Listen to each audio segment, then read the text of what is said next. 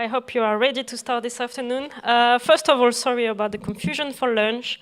We really ask for a vegetarian meal, but they have a weird definition of vegetarian here. I mean, Brittany is all about fish, so I think fish is like veggie for them. So yeah, it's supposed to be back to normal this afternoon and have really a normal vegetarian option. Another thing, if people didn't get their GGBA welcome pocket, please come to us so you can have one. We still have a few that are left. So don't hesitate to come to us and ask. And because it's like every day a new present at GGBA, you have also a new bag that you can pick. It's a gift from Wildcare. We received them today, so they are in the coffee room. So feel free to help yourself and take one. Yeah. There is no gift for tomorrow. Don't get too habituated. Okay, so now it's time to go back to science, and it's my great pleasure to introduce Camille Desjonquère, who is going to give the first plenary talk of this nice GGBA conference. So Camille did her PhD at the Museum of Natural History in France, and she was studying acoustic diversity and ecology of freshwater environment. She was supervised by Fanny Ribach and Jérôme Sueur. And then she became a postdoc fellow. She did different postdocs. She first worked in Spain, in University of Madrid, and then she went to the US and also to St. Andrews. I'm sure she's going to talk about this a bit further, so I'm going to leave you the floors. Maybe I should mention that she's now CNRS. She has a CNRS position in France, in Grenoble. So welcome, Camille, and thanks for coming today.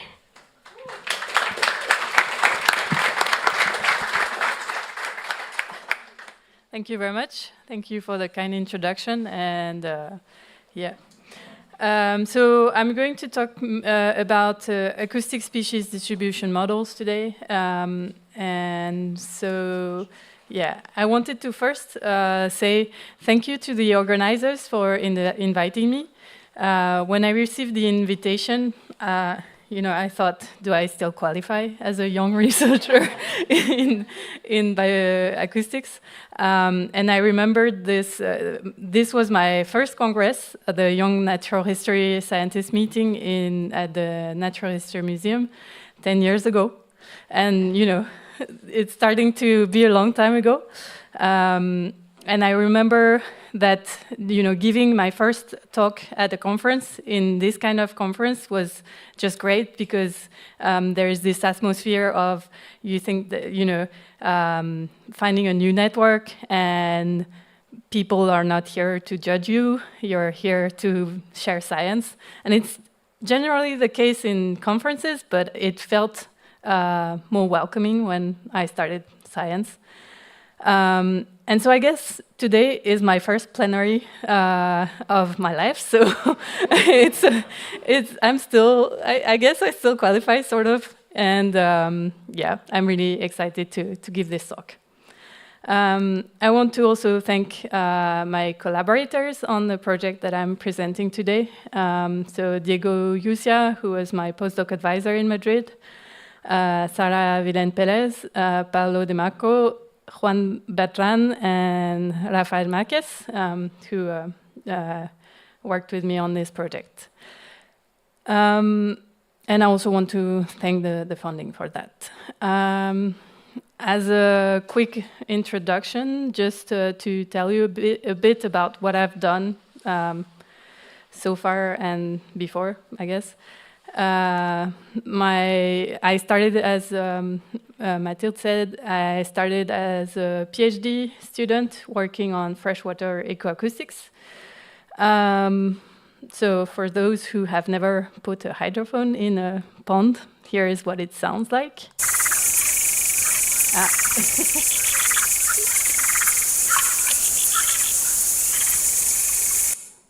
And so we looked at what are the species that produce sounds underwater and freshwater. And we found that, and we quantified the number of species in France that produce sounds. We found that, we know about amphibians. There are about 30 of them, and I estimated that 27 can be recorded on the water. We know a few fish produce sounds in fresh water, but the main character in ponds are insects.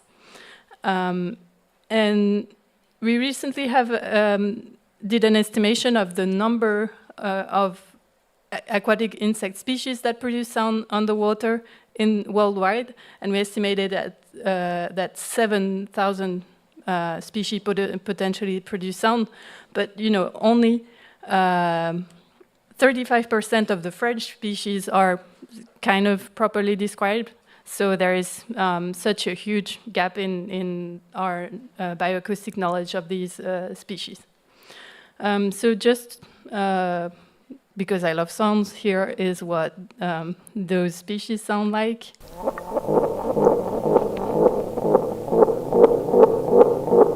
So that's an amphibian that produces sound only underwater, and this population was recorded in a pond in the center of Paris, in the Natural History Museum garden, Jardin des Plantes.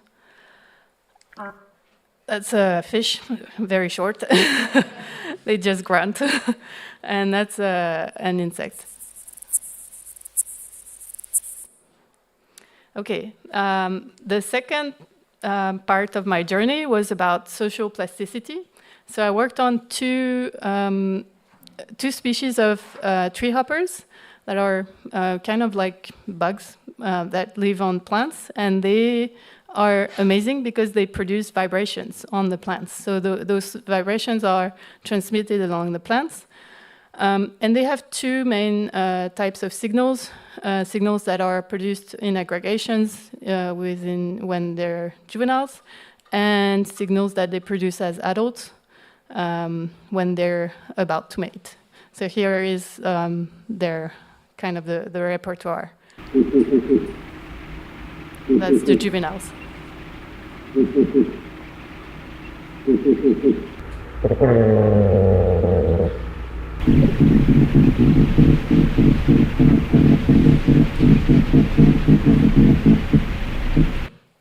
And those will be the male and female adults.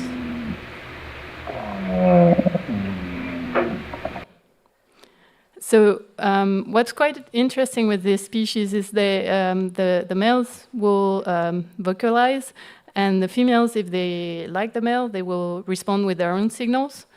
And the females are very selective on the frequency of the male signals. So you can create synthetic signals of these males with different frequencies and have a picture of the female preferences. And so that's what we did. We manipulated the males, the social environments of juveniles, mixing the two species that are not usually mixed. And we looked at the male signals and the female preferences. And we found effects on both of on the female signals and female preferences. And what I'm doing today is mountain ecoacoustics, I guess. We're setting up recorders along altitudinal gradients, and we're monitoring with passive acoustics. And then we're looking at the shifts in communities along the altitudinal gradients. And I started this project 2 years ago. We started collecting data, and we're still at the stage of analyzing the data. And one of the things we've done so far is looking at one species of alpine species, the yellow-billed chow, and looking at the detections that we get from BirdNet and seeing how many false positive, true positives we get from that. And we found that actually, if you look at the BirdNet scores, which is expected, you have a lot of false positives when you have quite low scores. And basically for this species, if you're below 0.8, there's in terms of confidence scores, there's there's not a lot of true positives. But this kind of confidence scores are very variable depending on the species. So, like, you cannot just say we should take 0.8 for all species, it's going to work. It's not going to work. Like, there is one species of alpine species, apparently, scores above 0.2, you don't get any detections. So there is this, like, how do we get the best out of those bird net detections based on these scores, I guess. And here is one sound by the citrus finch, just because it's a mountain species.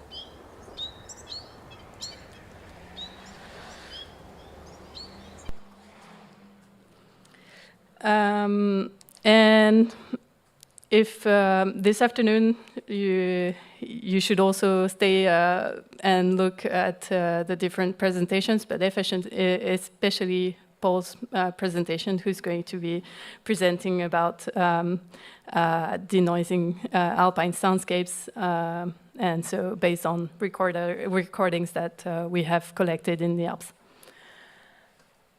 But that was just a quick overview of what I've done so far. What I'm going to present today is mainly this paper and some extra results that we're writing up currently about acoustic species distribution models. So just as an introduction, we know that human activities right now are imposing a rate of change that are unprecedented on natural environments, being through changes in land use or climate. And so these have very serious consequences in terms of species distribution, phenology, and species richness and abundance. And so it's important to, and these affects biodiversity dynamics. So it's important to quantify and understand and predict these changes at high spatial temporal resolution. So in ecology, we usually use biodiversity indicators to understand and predict these effects. And there are kind of two families of biodiversity indicators. Some that are based more on structure, so looking at the community, the richness of an environment, and some that are more based on function, and those are more recent and will look more at carbon cycles, primary productions, and etc. But in any case, both of them are kind of based on the same sampling methods, which are observation in the field. And those observations in the field, usually based on classical methods, will be limited by spatio-temporal, will be limited in terms of spatio-temporal resolution, and also by the need for experts. So that limits the taxonomic coverage that we can, the range of taxonomy that we can have. So ecoacoustic monitoring, you're all familiar with it. The idea is to use autonomous recorders to record environmental sounds.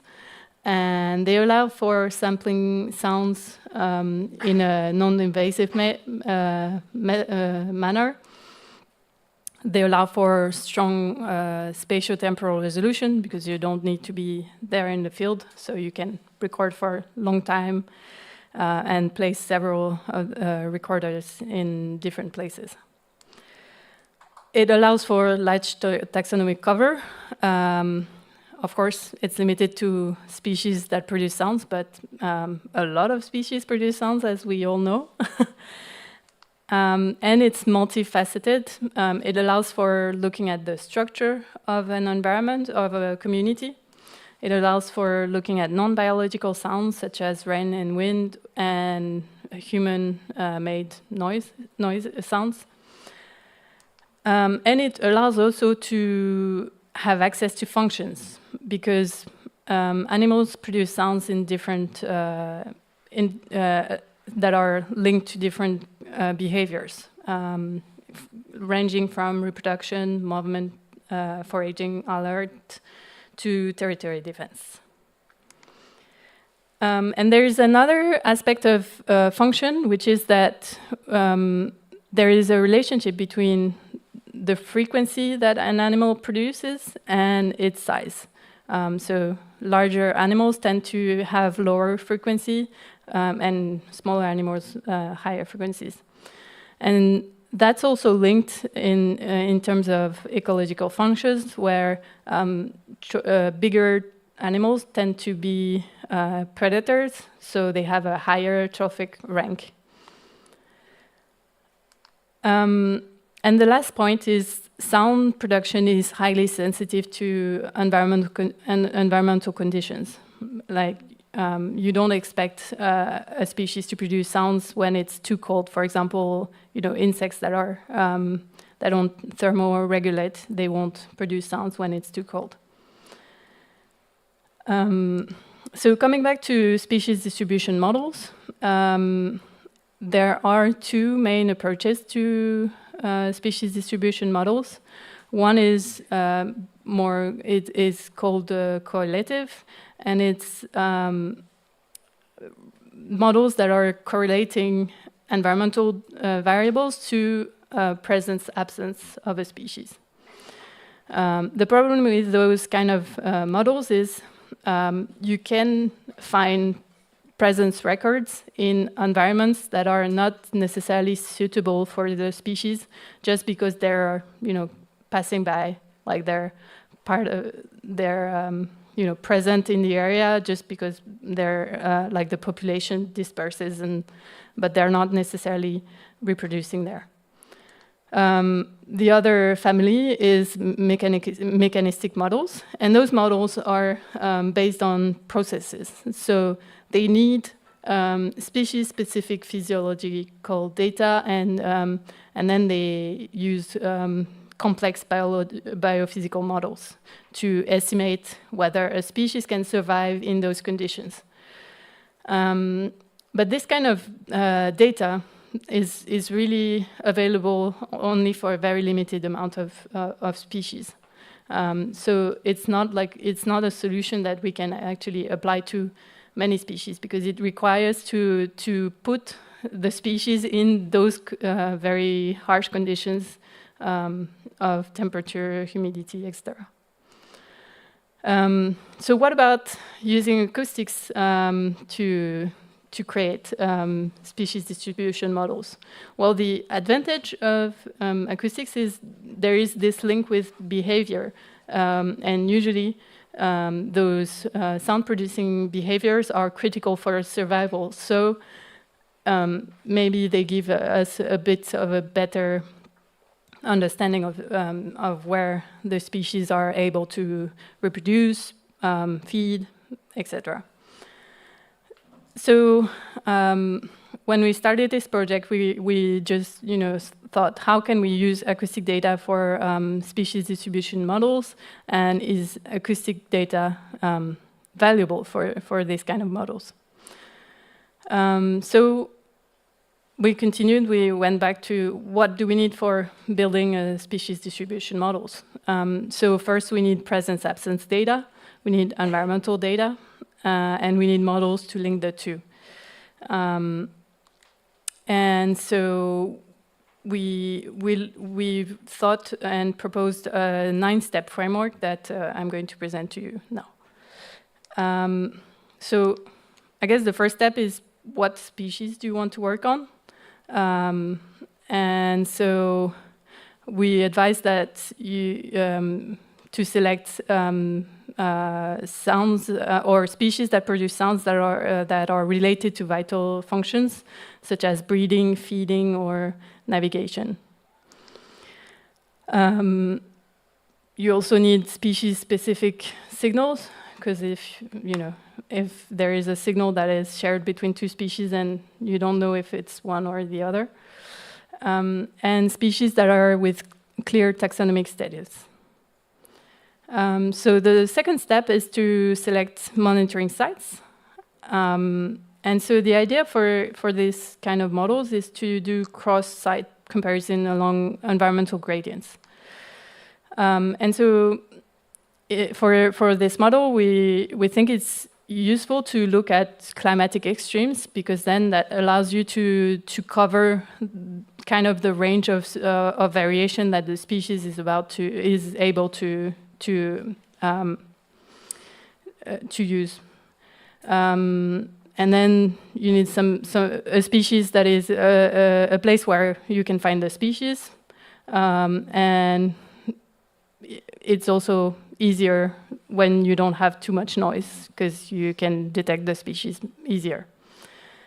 And I guess a site that is accessible is always easier for fieldwork, but who am I to say that when I'm doing 1,000 meters up the mountains to place my recorder? So I guess it's not that accessible. So the next step is to collect acoustic recordings, and so we need recordings for the whole breeding season, because we want to cover as much of the niche as possible. And so the best approach for recording over a whole breeding season or activity season is PAM, obviously. And usually, if you don't know the period of activity of your species, I guess it's better to just record for at least a whole year. So then you have your recordings, and you want to detect the species. So I guess extracting presence-absence data from your recordings, but you could also use, like a range of activity levels from your recordings. So the most valuable option when you have recordings over a year is, of course, to do automatic detection, like machine learning-based detections.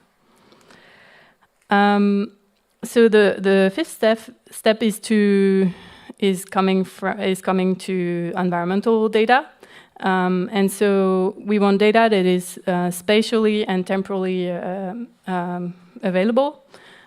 We can look at current values, so we need current values to relate the sound production and the presence absences to the environmental data. But we also can look at what is happening in the future, or even look at the past conditions. So we need to take into account what are the environmental information that are available for the past or the future, if that's what you're interested in predicting. And so kind of the typical variables that we can use are climate, so temperature, precipitation, wind. We can also look at land use, and we can create new scenarios for future land use, for example, or look at previous land uses. And we can also include other factors that are known to impact calling behavior. And one of those that we included in our study is photo period. And the reason I'm showing you this is to just explain a bit this photo period. So, like if you look at day length over a year, of course, the longer day is the 21st of June.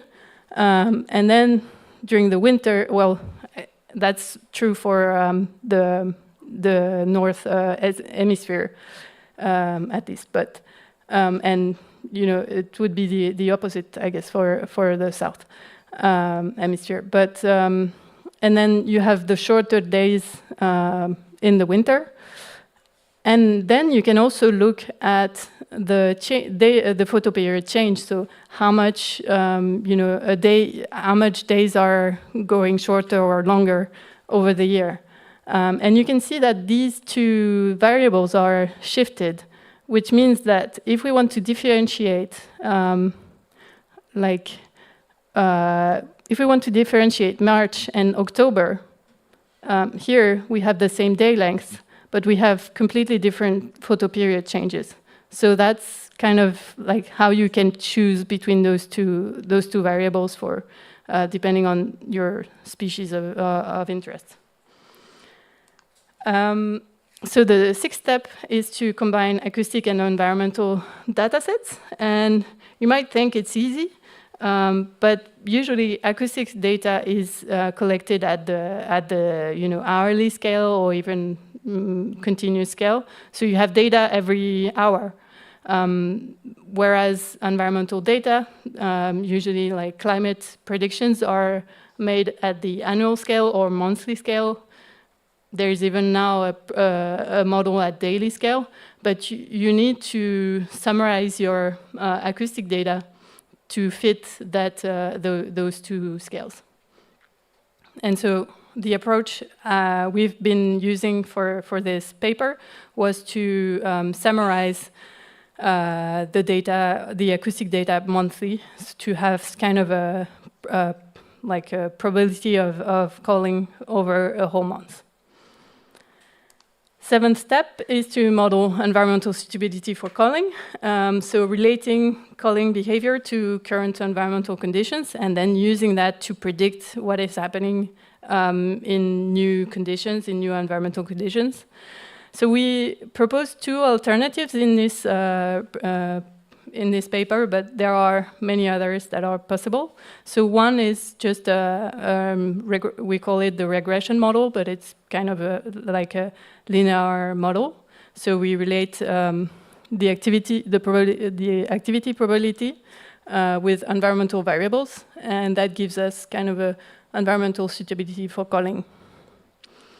The second model that we used was called the boundary model. We looked at the kind of the niche of the species. So what are the conditions in which the species is able to call?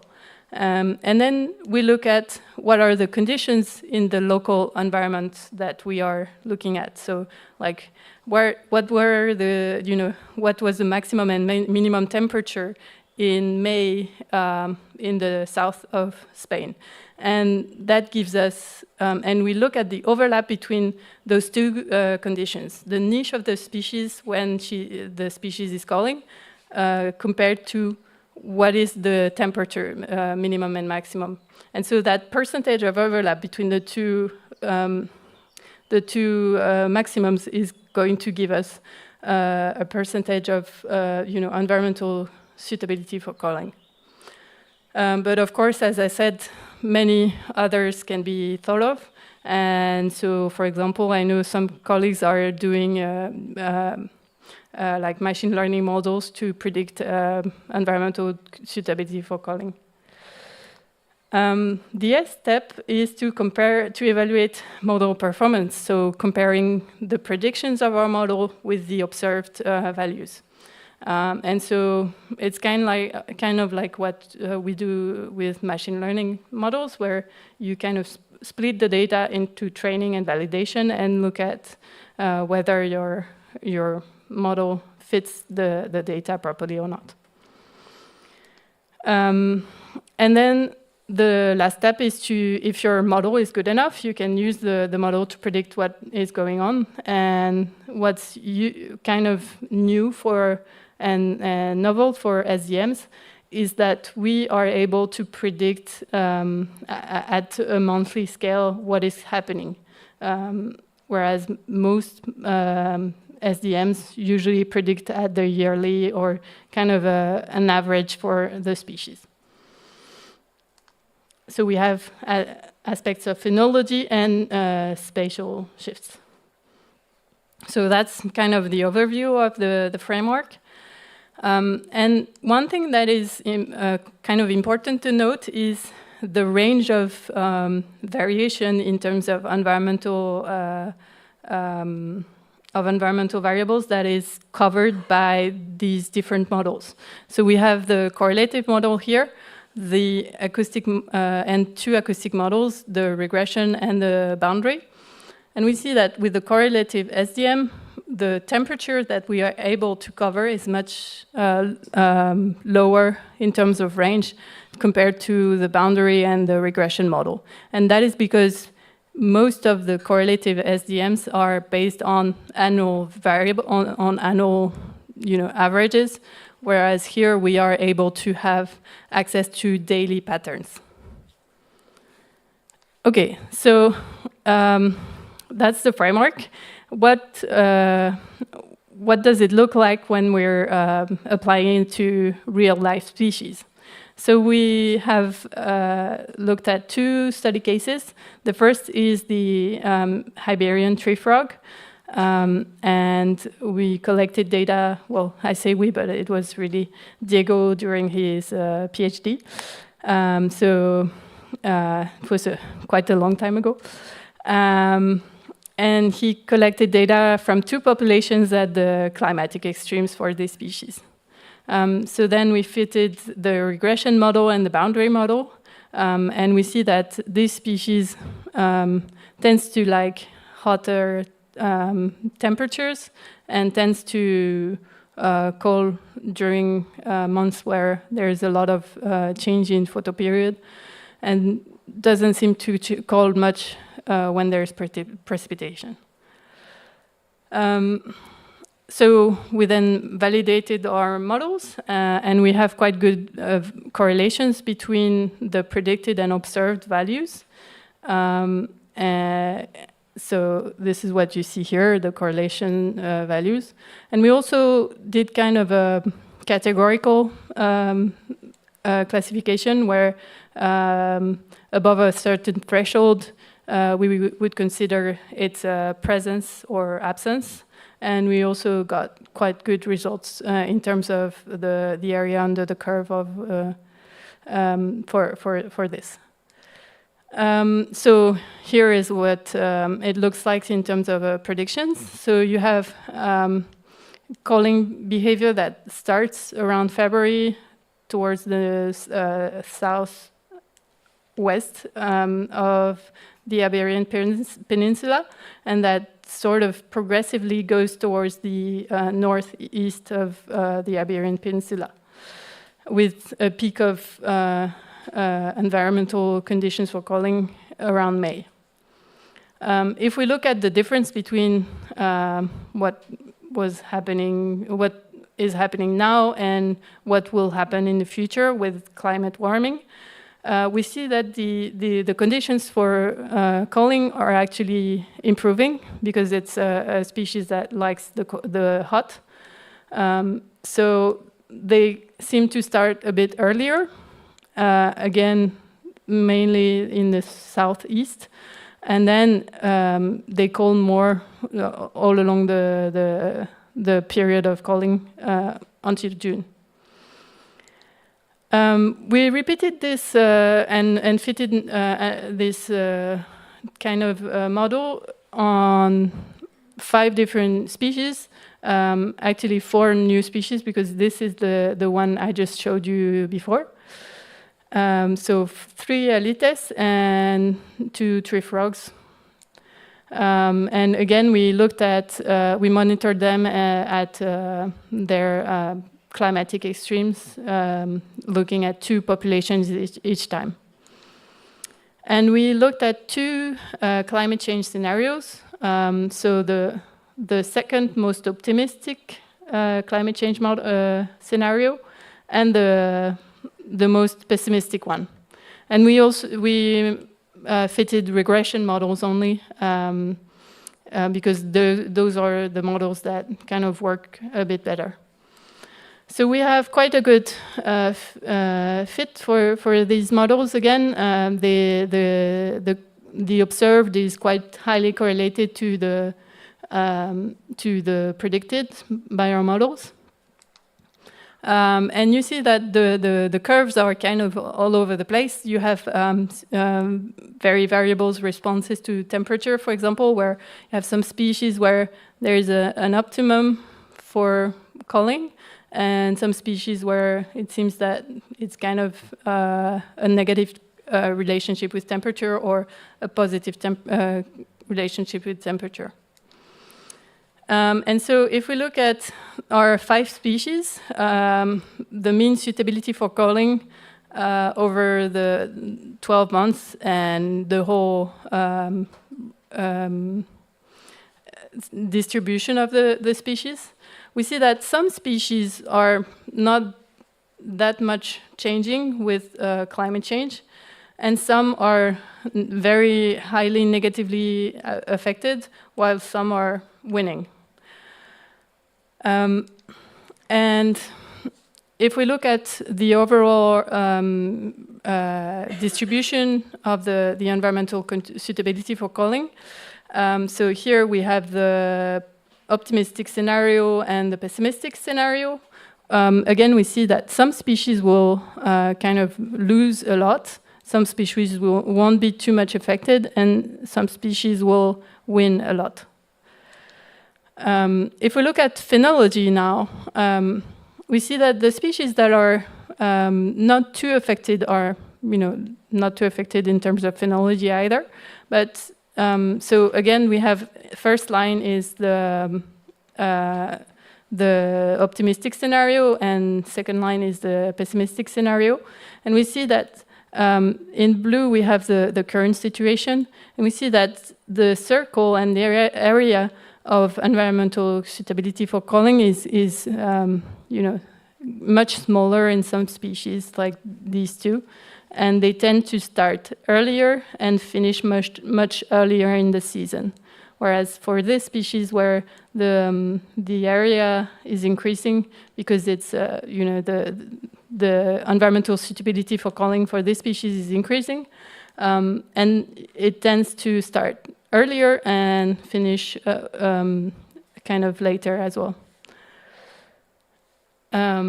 Okay, so just to conclude and sum up on those results, we have a framework that allows to explore the suitability for calling in space and time based on acoustic monitoring.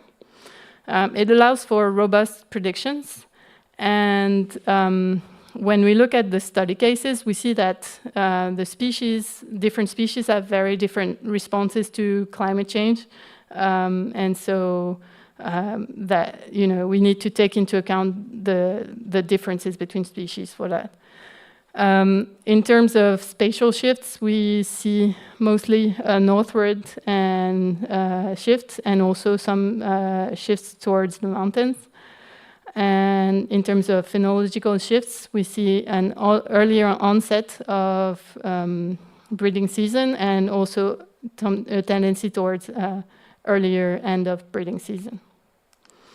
And just to finish, as I said before at the beginning of the talk, now we're setting up an acoustic monitoring network in the Alps, and we are monitoring along altitudinal gradients in the Alps.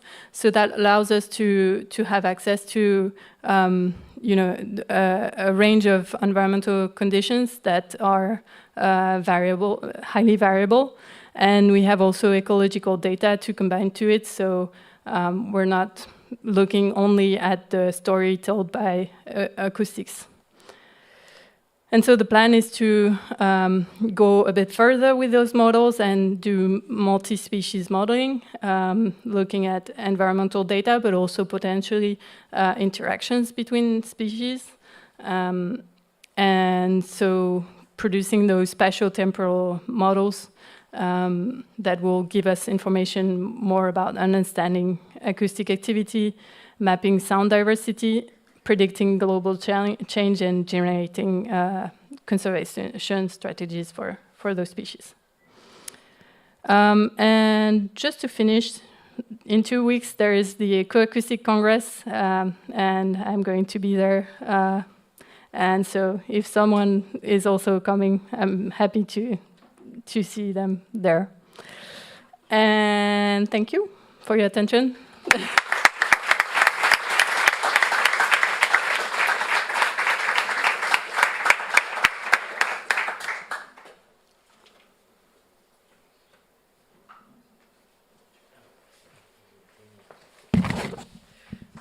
Some question?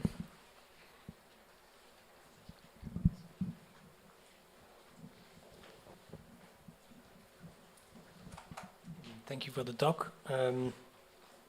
You seem to need a large spatial and time sampling to build an accurate spatial temporal species distribution model. I'm wondering, because that's something that citizen science projects can offer with databases like Xenocanto or Detectability, whatever. So I'm wondering how these databases and how those initiatives can integrate into your framework for building spatial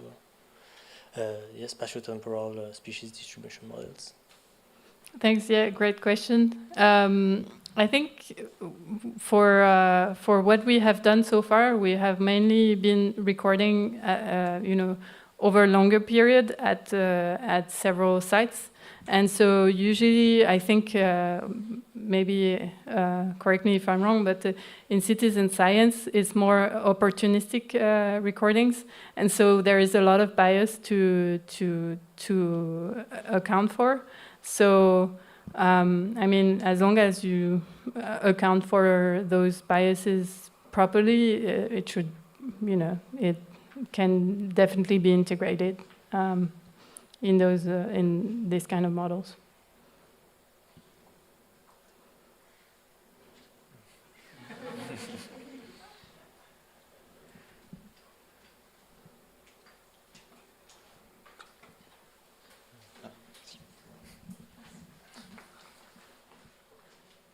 Hi, thank you. That was a really interesting talk. I was just wondering, with the models under climate change, did you find there was even for the species that were increasing, is there a maximum viable temperature, or did they just sort of keep going up with those models?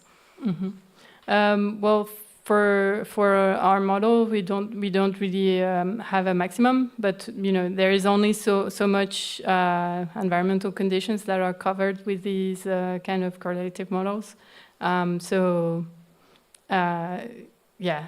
I guess at some point it will stop, and they won't be able to call in these kind of conditions. But yeah, we didn't have these kind of conditions in our data set, I guess. Thank you.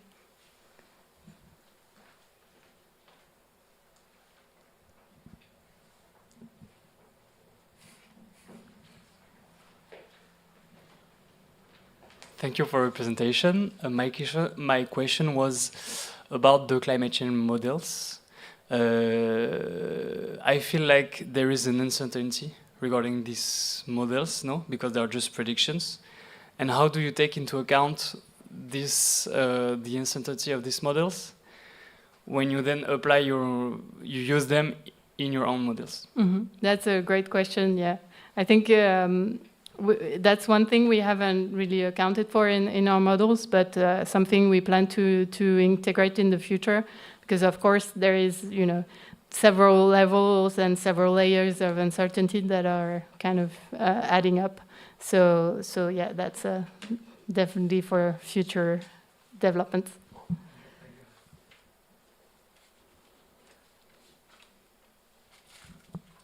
Any other question? Oh.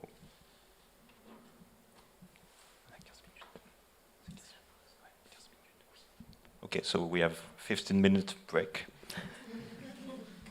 Thanks a lot. Thank you.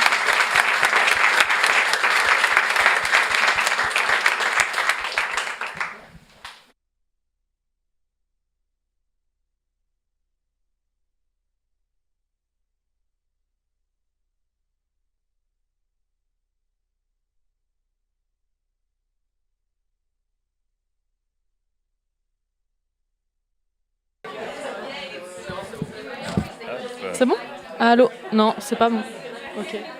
Okay, everybody, please. We will start this session. Ça va le faire. Faut que je le bosse, J'ai trop de trucs aujourd'hui. Okay, we will start with Adèle de Baudupoin, and she presents Interstice Sonore, an environmental sound and visual installation. So you can start. Hello, so I'm Adèle de Baudupoin. I have just defended a transdisciplinarity PhD in ecoacoustics and electroacoustic, supervised by Jérôme Sieur and Pierre Coupry. This PhD was financed by the Collegium Musicae. Today I'm going to present one part of this PhD, a project between science and art, Interstice Sonore, an environmental sound and visual installation. So, the concept of soundscape is used to designate both actual environment or abstract construction, such as musical compositions, resulting from an experience of a sonic situation. So, we have natural soundscapes and composed soundscapes. These soundscapes are threatened by human industrial activities, which will provoke the extinction of non-human species, habitat loss, climate change, anthropogenic noise, leading to a profound alteration of soundscape. This ecological and social crisis, which affect not only soundscapes but environments as a whole, seems to be accompanied by a crisis of sensitivity. In other words, an impoverishment of what we can feel, perceive, and understand, and the relationships we can develop with living things. So, how can we build new links with living beings and environments? One proposal is to create forms of attention based on meaning that come from the environments themselves. When we listen to soundscapes, it's not to the voice, it's to the voice of natural environments and non-humans that we pay attention. To their expressions of individuals and to the relationships they develop with each other and with us. We're going to suppose here that soundscapes can bring new forms of readability to environments. In particular, given its position between science and art, the knowledge emerging from soundscapes could enable us to create new forms of readability for environments that are both aesthetic and scientific. So, two disciplines study sound and soundscapes, ecoacoustics and electroacoustic. Electroacoustics is a musical category. Soundscape compositions are a genre of electroacoustic music. The listening and knowledge that these two disciplines develop around soundscape are complementary, focusing on biodiversity on the one hand and the way it is perceived on the other. Without knowing it, these two disciplines have developed tools for visualizing sound and soundscape in particular. In ecoacoustic,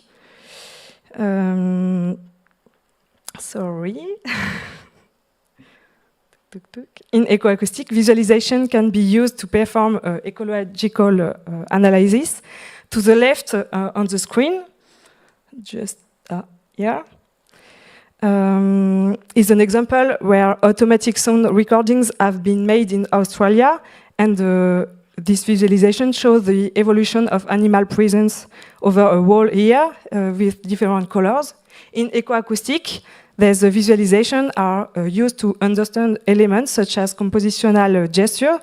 We can see an extract from a transcription of Sud by Jean-Claude Risset, just here, which visualize the arrangement of different sound elements used by the composer. So this visualization provide access to knowledge about natural and composed soundscape. In this context, we ask the following questions. How can we create a space for listening to soundscapes and transmitting scientific and artistic knowledge? So I propose to combine ecoacoustics and electroacoustic in a transdisciplinarity research creation project. I decided to set up an environmental sound installation. This type of installation integrates ecological or environmental issues, combines sound and visuals in the same space, and involves the public in the work. So the environmental sound installation we have created is called Interstice Sonore. It's based on soundscape listening and visualization. Interstice Sonore is designed to raise awareness of the notion of soundscape and to develop a naturalist and musical understanding of environment. So this study was conducted in the Parc Naturel Régional du Haut-Jura. The study area was selected for the variety of conservation challenges and natural spaces present. In the lab, we work mainly in Jura and French Guiana, but I choose to work in this rural area of hexagonal France and not in Outremer territories, to work in environments and to talk about relations with the non-human that are familiar to me from a non-colonial perspective. My study focused on 3 principal sites dispersed across the Parc Naturel Régional du Haut-Jura. These sites represent characteristic environments and emblematic landscape of the park, a wetland, a forest, and an area between a river and underground environments. 3 sound recording missions were conducted at 3 different seasons. The recording equipment used was selected for its resistance to humidity and for capturing distant sound. The recordings were prepared, classified, and renamed, resulting in almost 50 hours of sound material. And 4 soundscapes were composed from sound materials obtained in the field. These musical pieces propose a path between ecoacoustic and electroacoustic, a trajectory between objectivity and subjectivity. For example, the first 2 soundscapes were composed using automatic recording. The last 2 soundscapes were composed using sound material obtained from field recording, and so took a more artistic approach. The last composition, Ecotone Aquatic, is about queer ecology, and it's an interpretation of the soundscape of Parc Naturel Régional du Haut-Jura. It's really something of personal. Visualization based on scientific analysis were created. Just here, the 4. To guide listening and transmit information on ecological, musical, and imaginary dimension. This visual and sound composition will be diffused within an environmental sound installation. Some of the species are interactive. Sound and visualization can be modified by manipulating a controller on a console. And 3 different configurations were set up. This sound and visual space proposes a new way of interacting with soundscapes and natural environment. Here we listen to the living and we heard the actors of our interaction with the soundscape. And to conclude this research creation project, a survey was carried out to assist the Interstice Sonore installation, helped to raise awareness of the notion of soundscape, develop a naturalist and musical listening observation of environment, improve the technical and mediation aspects of the installation. A questionnaire was distributed to the public at the Maison du Parc Naturel Régional du Haut-Jura. It was completed by direct observation and exchanges with public on the free setup. I won't go into detail about the results of this observation. And in conclusion, this project was made it possible to produce scientific knowledge and creative output, create a scientific and artistic mediation device, simple and adaptable to different exhibition spaces, transmit scientific, artistic, and emotional forms of listening and knowledge. And this approach can be complemented by other transdisciplinarity collaboration to explore other aspects of soundscapes, like sociological aspects. It will be interesting to deploy this device in other locations, territories, and for other publics. Thank you.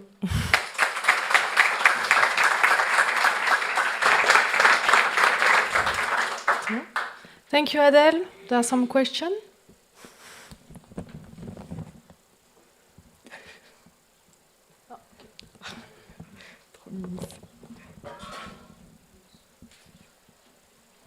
Yes, I was wondering, you talked about the naturalistic approach combined with artistic approach. Can you tell us a bit more about the naturalistic point of view on your recordings? Yes, just for example, we don't have time to listen the composition, so sorry, but just here we can see this one is about, it's a time lapse of one journey in au Jura, and we can listen different species of birds, and it's a kind of mediation to public, to discover all the different species who lived in the Haut Jura. And for more artistic point of view,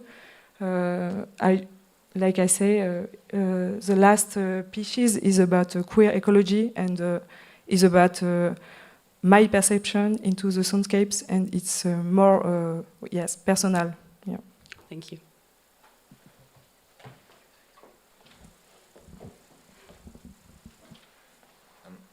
Just to keep going on your personal implication in this project, I was wondering what was your background before starting it, whether you were more scientific, the scientific background training or more an artistic background training, and how did this influenced you in in this project and its development?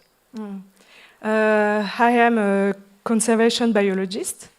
And a few years after my master degrees, I started to recording nature.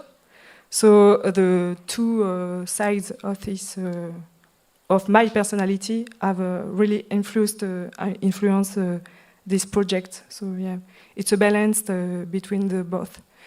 And the visualization, I don't speak a lot about them, but it's a scientific visualization.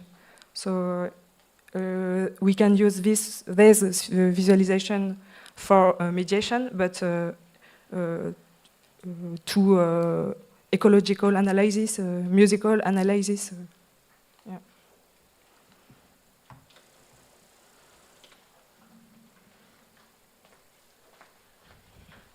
Is there anywhere we can listen to these pieces? Sorry? Is there anywhere we can listen to these pieces, like on the internet or anything like that? Sorry, I don't understand. Sorry. Ah, merci. Merci, Bélia. Tu me sauves. I think it's on the website of JJBA. There is a link to my website. So, but I can. It's Soundscape. I think it's on the SoundCloud, Sirigma. So I can give you if you want, just after. Merci beaucoup.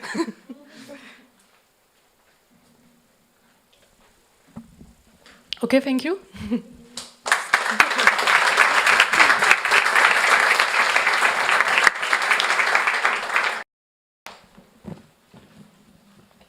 Yes, thank you, Adèle. So up next is Paul Petrie with Alpine Soundscape Denoising, focus on geophonic. Sources. It was cut off. Yeah. Geophonic sources.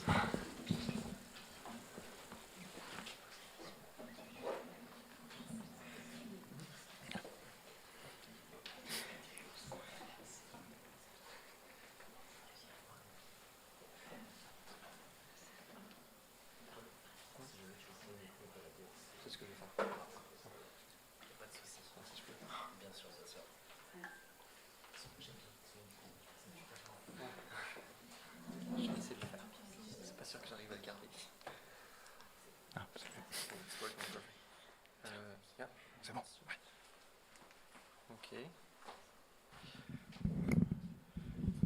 I'll try to manage with the mic and this.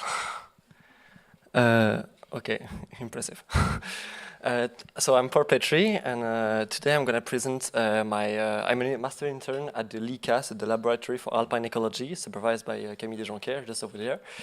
And today I'm going to present my research about alpine soundscape denoising with a focus on geophonic sources. So basically, I'm working on passive acoustic monitoring data, which is very convenient in ecoacoustics as it's autonomous, non-invasive, and it also provides long-term studies with a robust time sampling. But basically, as it records mostly everything, we get biophony and anthropophony, which are often really useful for our studies. But we also get geophony, which is often considered as noise for our studies. So for instance, I sometimes get these clear spectrograms. It's only biophony. Here, these are birds. But sometimes I also have hard rain. Here, with all those vertical lines, it's rain. And biophony is hidden underneath. Or here it's a hard wind, where there are two main signatures. The first one is wind in the low frequency band. And the second one, it's when there are overloads, for example, in high alpine meadows with strong gusts of wind, then we get this, and it hides everything. So currently, what do scientists and bioacousticians or ecoacousticians do to deal with these noise sources in their recordings? So either they remove them for the audio dataset without trying to filter this, or they keep it, inducing biased results as it modifies everything, so the PSD, the BirdNet classifications, everything. And about windy recordings, there are no current solution available. So here's the question I try to answer, is how to automatically detect rain and wind sources in acoustic recordings and try then to filter these out to get clear ones with only biophony or anthropophony. So to do so, I'm going to present today 3 presence-absence classification methods, and basically they all follow the same pattern. So first you train or calibrate a model, and then you validate the method using roughly the same data, and then you test it on an external data set. And the first model we tried, it's the hard rain package, and it's the only available method today to classify rain presence-absent in recordings. The others will be based on the random forest classifiers using either ecoacoustics indices or deep features. About the data I used, these are the data from the Orchamps Observatory, recorded in 2022. And to create my models, I did annotate a ground truth dataset with more than 1,000 recordings annotated, with rain and wind presence absence, and also with an estimation of intensity between a light amount of wind or rain or to a hard rain, hard wind. And we did add the Deberizu dataset, so it's the dataset from the National Museum for Natural History, recorded in the Jura forest, as a test dataset for our models. About the first method we tried, so hard rain package, basically it uses the PSD, so the pore spectrum density of the sound, to get a threshold and say if the recording is rainy or not. And it follows the assumption that the PSD here is proportional to the rain intensity these are the different colors. So the PSD for no rain is under the PSD than with light rain and so on. And that's how hard rain works basically.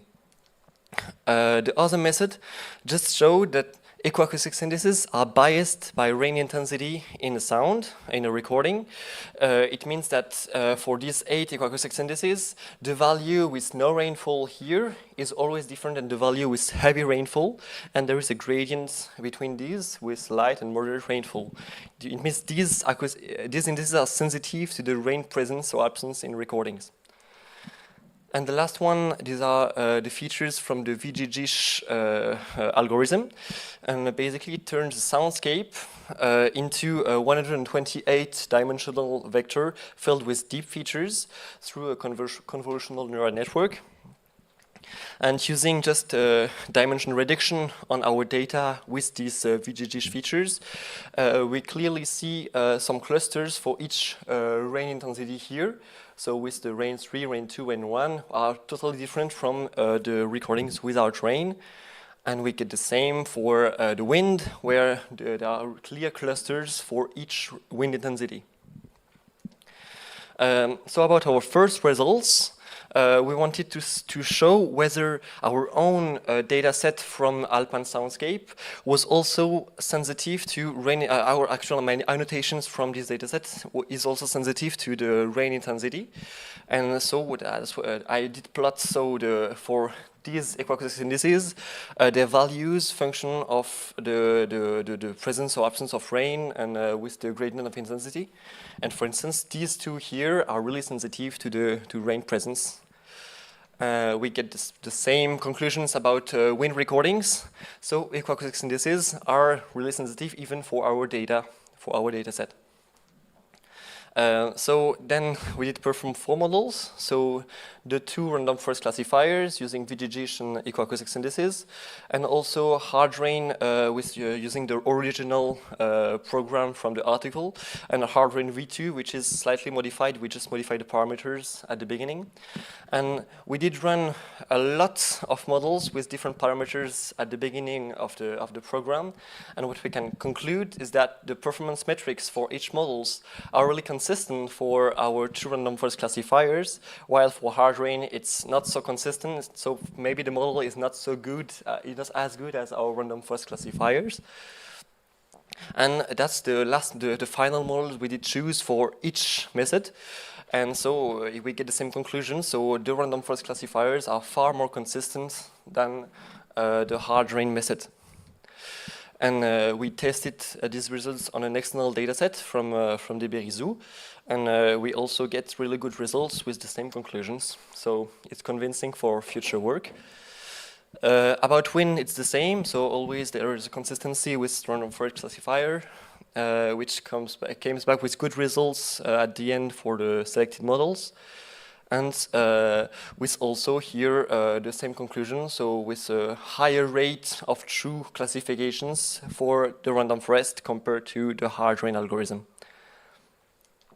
So to conclude, maybe it would be it's interesting as we built an efficient presence-absence rain-wind classifier using random forest, which was tested on an external dataset. But hard rain, it seems it doesn't work for our Alpine soundscapes. So it did work in the article, but it wasn't Alpine soundscapes. To maybe improve our method, it would be very interesting to add new rain annotations, as we don't have enough, for example, to estimate the intensity of the rain. So we can't train a model with the few amounts of annotations. We should also maybe split the strong wind annotations, as there are gusts of wind and just wind in the low frequency band have been annotated in the same way, but these are 2 different signatures on spectrogram. So it's hard for a classifier to then classify these 2 different signatures. And we can also add the metadata in the random forest classifier, as the rain and wind patterns may change with the altitude, with the biome, if it's a meadow, if it's a forest, and then it could be very, very interesting. About filtering, it's always for me work in progress, so to filter out these noise sources, and I'm open to any suggestion. But currently we're thinking about using sound and image processing and also machine learning models to learn the patterns of rain and wind and then remove these.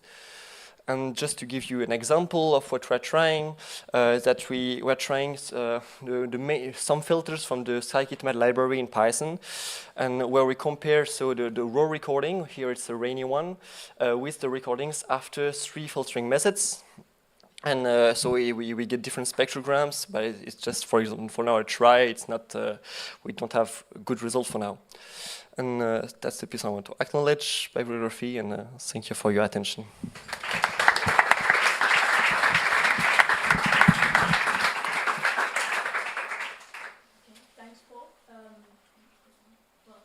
The floor is open for questions.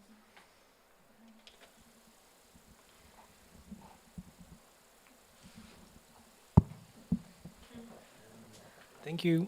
Why did you choose sound labeling over weather record using weather records instead. Where you mean weather forecasts? Yes, but yeah, in the because past. we only had in the Alps there is a very good algorithm called Safran, which provides good weather forecasts in the Alps, but it's only daily forecasts, not hourly forecasts.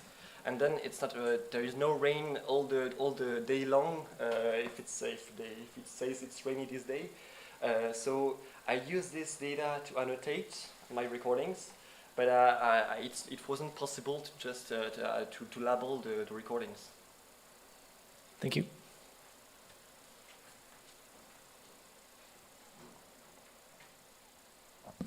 If there are any other questions?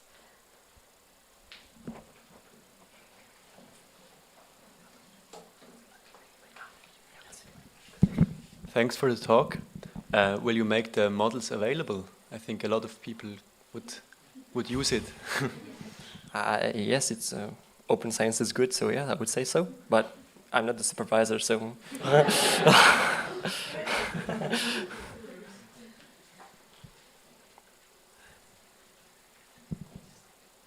there any other questions?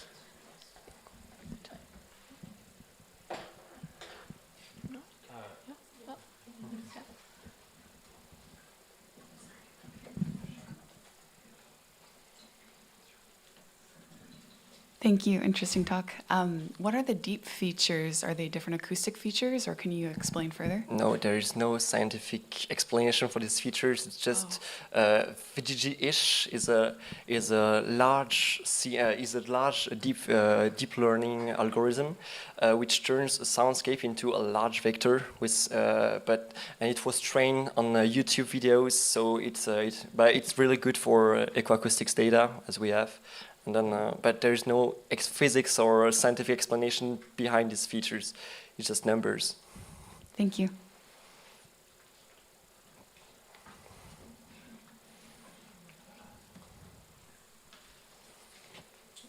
I guess a follow-up question to this. Then why not just use the classification layer of the VGG? Why change it to the random forest algorithm?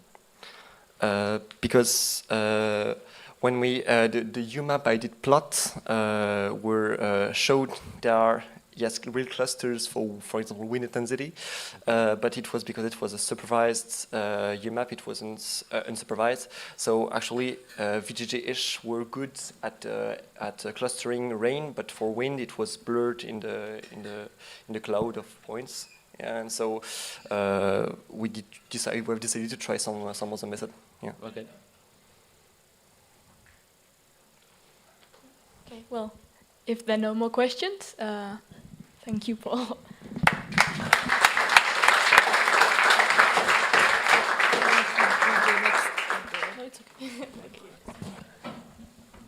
Okay, and we finish with Pauline Guinet. And she talk about temporal detectability of bird in a cold protected forest. Thank you. Hello, everyone. I'm here to present my work on temporal detectability of birds in a cold protected forest. I'm doing my Master 2 internship with Manon Ducrété and her team at the NS Lab in Biophonia. So for a bit of context, biodiversity monitoring for conservation relies on standardized and sustainable indicators to describe, quantify, and evaluate communities. And it happens at the individual, species, or community level. And we build indicators from the signal to then be used in conservation policies, restoration and protection of the said individual, species, or community. Yes. So in my presentation, we will be focusing on the signal because it is our observation unit, and we will talk about characterizing its detectability. Detectability is the capacity to detect the signal, and it depends on the presence of the species in the detection area of the recorder. On the capacity of the species to produce a signal, it could be a song, a call, drumming, in my case of birds, and the capacity of the recorder to record the signal. As for all survey methods, we're working in the context of imperfect detectability, and we're also dealing with limited resources and sustainability issues to collect, store, and analyze the data. And we're also trying to limit environmental impacts of hardware and data storage. And so it's essential in this context to optimize the sampling schedule. When talking about detectability, it needs to be considered in space and time. In this project, in my internship, I'm only focusing on the time aspects. And 2 questions will be guiding my presentation.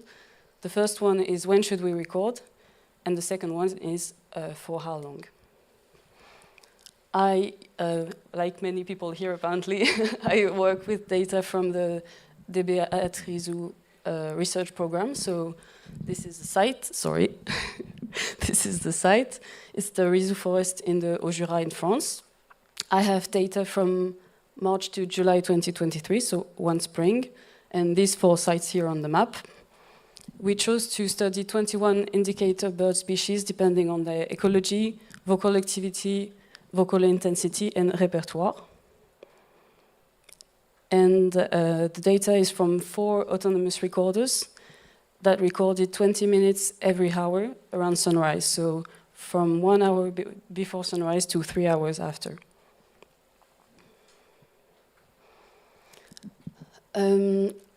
We got from this one spring 43,400 minutes of recording, which is a bit too much to process on my own in 6 months. So we decided to do a stratified sampling by the time period without same date site duplicates to try and reduce the risk of autocorrelation, temporal autocorrelation. And we ended up with a sample of 3,400 minutes of recording to annotate. I annotated manually the first occurrence of the species in each recording. I categorized 3 types of vocalization, so call, song, and drumming. And here you have an example of what it might look like. This is the first 20 seconds of a recording. Let's see if we can listen to the forest.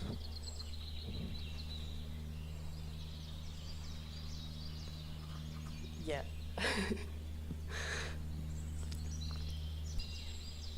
Oh, okay. I think we're good. Yeah, so this is what it sounds like. Oh, no. As for the data analysis, we are doing currently 2 main axes. The first one is a community analysis with phenologies, species accumulation curves, and then we're looking at the community composition. And the second part is a statistical model that I won't be showing any results for today, as it is still in progress. So the first question, just keep in mind that the results I'm showing you today are only on half of my data set, so 2 sites out of the 4. So when should we record? Our hypothesis for this was that detectability varies throughout the reproduction season and around sunrise, and it should also depend on the species that we look at. Here we have a heat map of the temporal frequency of detections. So we have the species, the month, and then at the bottom you have the time periods, so 1 hour before sunrise to 3 hours after. What we see here is that there is a clear distinction between the common species at the bottom of the chart and then the rare species of our community at the top. For common species, we have an increase in detections in May. We can also see that, we can detect almost all of our rare species in April. The busiest time period of the day changes with season. We do not see a clear pattern in the time periods. And then we can say that not all 21 species of our community that we were looking for were detected with this sampling effort. We're missing the willow warbler. This shows that with this amount of data and sampling effort, we don't have enough detections to infer robust ecological information on rare species of our community. However, the community approach seems to be fitted to common species, and we can infer indicators from this data. Second question was for how long should we record? So the hypothesis was that the longer the recording, the more species are detected and the better the chances of describing the community correctly. This should also differ amongst time periods around sunrise. Here we have the species accumulation curves, one for each time periods that we looked at. It's not the same species that are detected for different time periods. Here we see that we have a different pattern for the time before sunrise. For all times from sunrise and after, the number of species detected is stable around 10 minutes, and it is stable around 14 or 15 species, so not the entirety of our community. This informs us on sampling. So sampling from sunrise appears consistent for detection. However, it fails to detect all species. Since in almost always 14 to 15 species, we are missing a fourth of our community. And then one important result that we see here is that the usual sampling duration for point surveys, which is 1 minute, it's not sufficient to describe our community of 21 species. Finally, we wish to go towards optimization, as always. So when and for how long should we record? The last hypothesis was that depending on the targeted community, the necessary recording duration will vary with time periods. So here we have a big heat map. So here we have the species, here we have the time periods, and here we have the recording scales, so 0 to 20 minutes. And we have the number of detections in the color scale.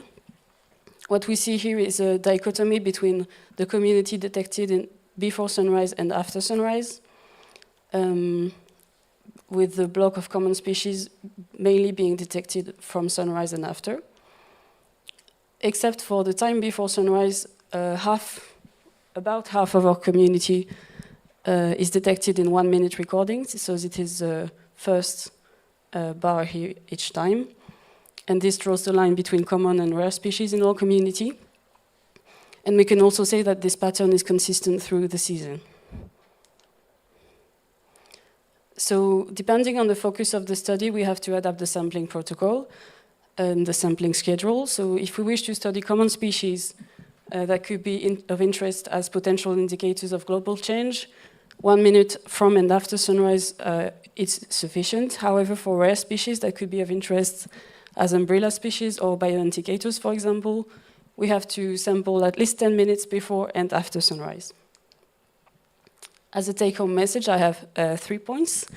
The first one is that traditional sampling surveys recommendation may or may not apply for this community. So sampling from 1 to 4 hours after sunrise is interesting to contact the common species of our community, which is about half. However, 1 minute recordings are not enough to characterize the entirety of the community. We have to sample at least 10 minutes to get 2/3 of it. Not all 21 species of our target community were detected with this sampling effort, so Manon Ducrété will be looking into spatial detectability next. And finally, it's important to consider the interaction between time period and seasonality in regards to the target species ecology when designing a survey. Thank you.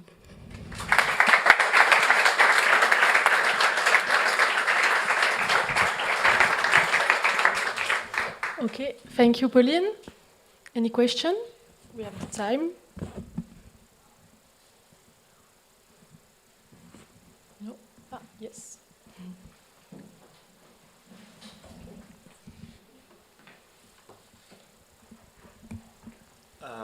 Are you trying? Will you try to correlate this with the life history of the species? For example, monogamous species are more prone to vocalize every time of the year at the same time, or maybe we looked at the different life traits of the species when choosing the community. So yes. We have, for example, migrating species and sedentary species, and then we have species with different rate of vocal activity, different frequency range also. Not the monogamous aspect, I'm afraid. Okay. Good. Well, thank you. Question?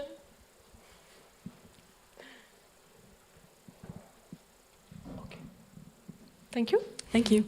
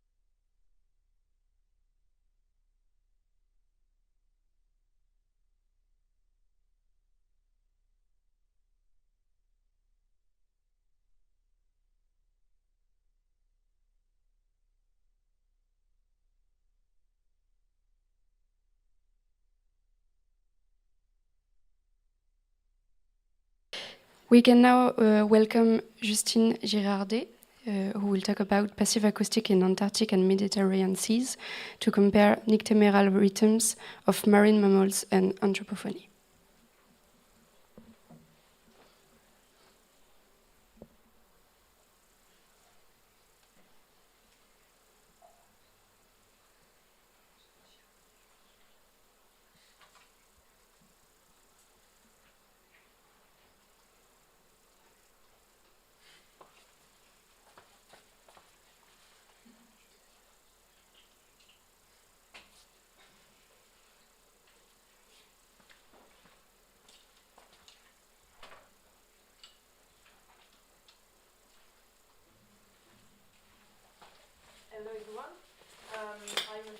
PhD student at the University of... Okay, hello everyone. I'm a first-year PhD student at the University of Toulon in LISLab. My research focused on spatio-temporal monitoring of cetaceans in Mediterranean Sea, Norway and Azores using passive acoustic monitoring. And I will present you some of my work with the title has quite changed. It will be about circadian rhythms of cetaceans in Mediterranean Sea and Norway with regulated control anthropophony. To introduce my subject, just a quick word, which have been quite well introduced by Axel. In the past year, there is a growing maritime traffic. Especially in Norway and Mediterranean Sea, you have two examples of the density of the maritime traffic in 2022. So the more reddish the color is, the more boat there is. So in Norway, you can see that, yeah, there is a lot of boats during the year. But in the Mediterranean Sea, this is quite worse. And in fact, there is 15% of the shipping activity concentrated in the Mediterranean Sea, and it is projected to increase by 4 years annually. These maritime traffic cause a lot of disturbance on marine life. There is impairment in the communication and also in the prey-predator interaction. So, oh no. Well, okay, there was a phrase right here, but I don't know. It disappeared. That's okay. So yeah, these cumulative effects and long-term effects can cause a lot of disturbance. So there is a need to understand the impact of the anthropogenic activities on marine life. And so the objective were to assess dial and solar pattern activity of the cetaceans, identified anthropophony pressure, compare soundscape between the studied sites, and finally define the circadian rhythms with low ambient noise. I will precise what I mean by low ambient noise. So the studied sites were in Norway. We performed continuous recording from November 2022 to January 2023 in a fjord in northern Norway. it was a fixed antenna, and we studied 3 species. Obviously, I sent the wrong version of the presentation, but that's fine. I studied humpback whale, fin whale, and killer whale over there. And in the Mediterranean Sea, we had 2 studied sites. So the first one was of Porquo, which is a small island. And we recorded over there from May 2015 to December 2018, with a stereo antenna placed at 25-meter depth. And the recording was intermittent from 1 minute every 5, 5 minutes every 30, or continuous recording, 50 kilohertz. And the second study site was of Monaco from July 2022 up to now, but I analyzed the recording only until February 2024. And the antenna had 5 hydrophones, and it was also placed at 25-meter depth, and it recorded at 256 kilohertz. So, as you might suspect, there is a lot of recordings, so I need to use automatic detector. I used, in fact, 2 detectors. The first one was a CNN, already designed, not by me, to detect click of sperm whale and pulses of fin whales. And in Norway, I used YOLO V5 for the detection of killer whale, humpback whale, and fin whale. This neural network is based on object detection in images, so the spectrogram are fed into the model as image, and then the model predicts the presence of a species. And here you have an example of those predictions. And for ambient noise, I estimated the power spectral density.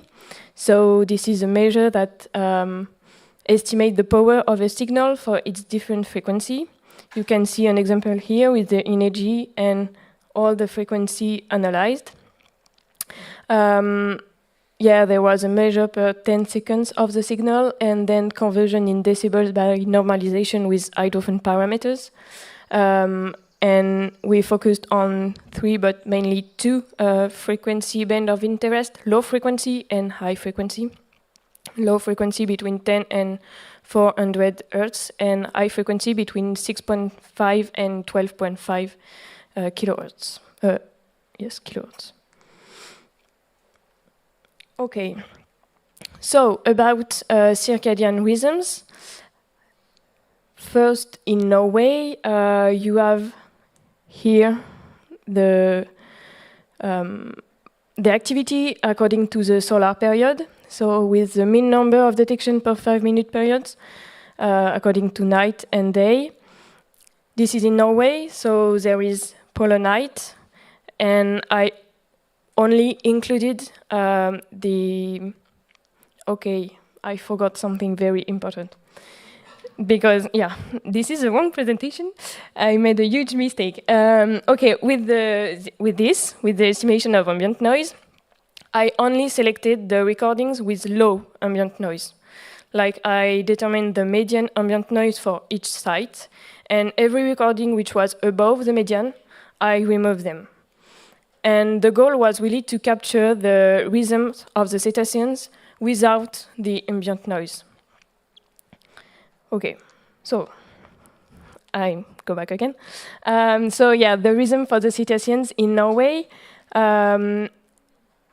here between night and day, here along the day.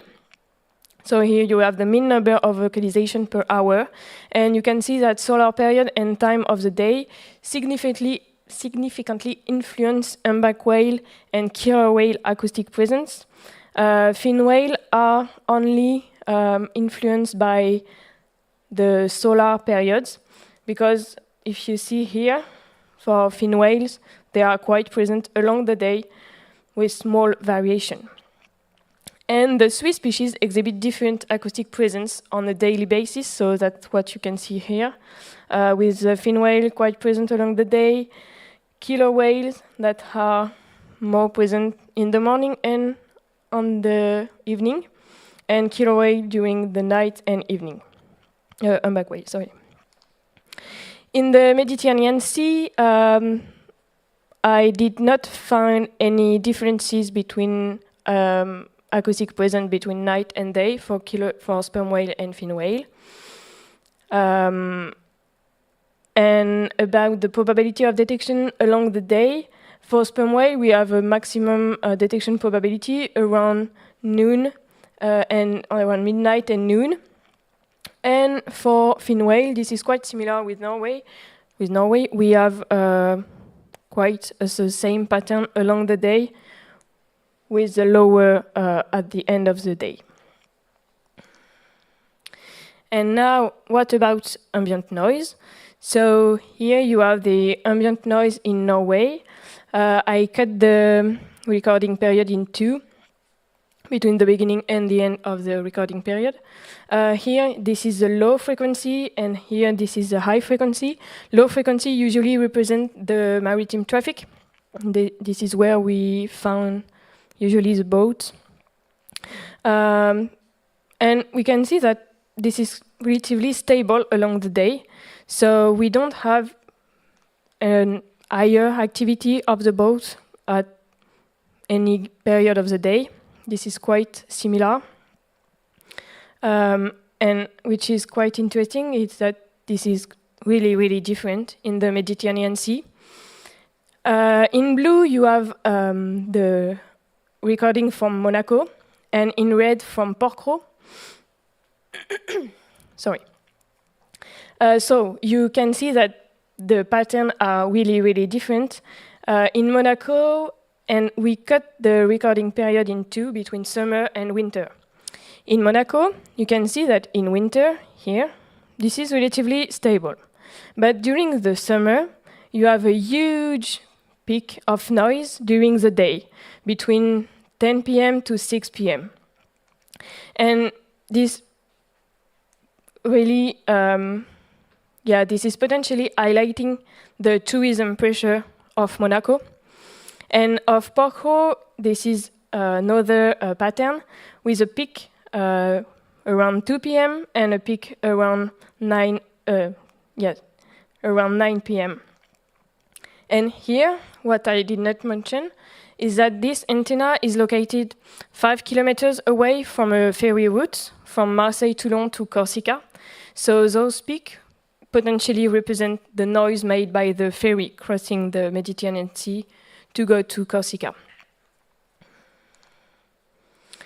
Okay, and to conclude, so I showed a clear daily acoustic pattern for cetaceans in Mediterranean Sea and in Norway. But now I have to discriminate if this is a real activity or if this is just the animal moving out of the range of detection of the antenna.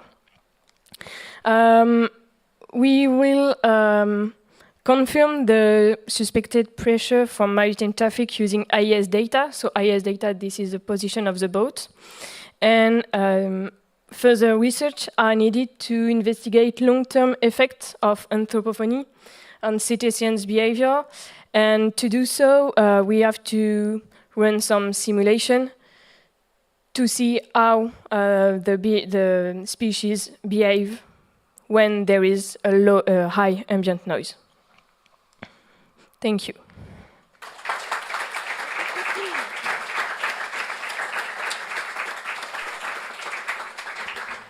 Thank you, Justine, and sorry for the wrong slide. No, that's my fault.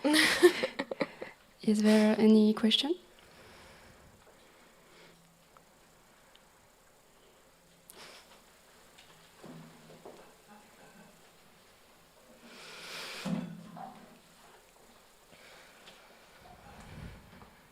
Thanks for your presentation.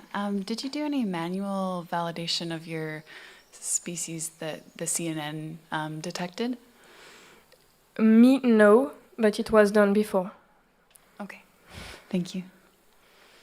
The CNN was a trained model, so it was like a lot of annotation were made, and then the model was trained, and the prediction were validated or not. And yeah. Other question? Thank you, Justine.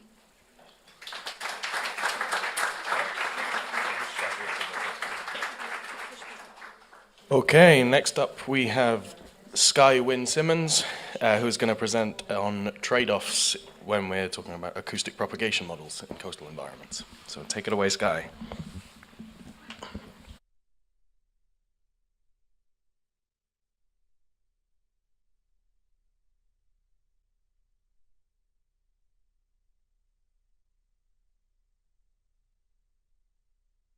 Yeah, if I can.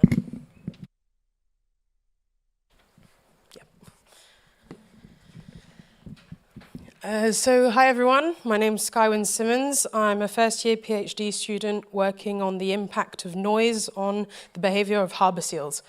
But sadly I'm not going to mention the seals in this presentation at all.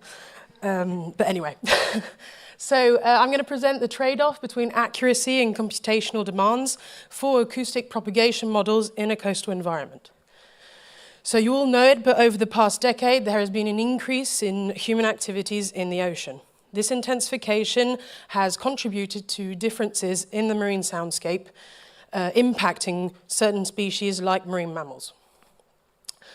The impact on marine mammals has led to the development of environmental assessment studies, and underwater acoustic models are often used in these studies to estimate the acoustic footprint of these activities.